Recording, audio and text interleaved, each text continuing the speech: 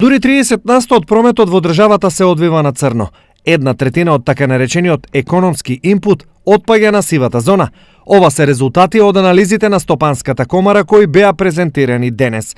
Градежништвото, земјоделството, туризмот и угостителството се гранките во кои е најзастепена сивата економија. Луѓето менуваат локации, луѓето работат повторно иста работа која што е работеле, меѓутоа не работат регистрирано затоа што гледаат дека оние кои што воопшто не се регистрираат во системот поминуваат полесно. Не се проблем во нашата економија оние кои што се дерегистрираат, тие се само последица.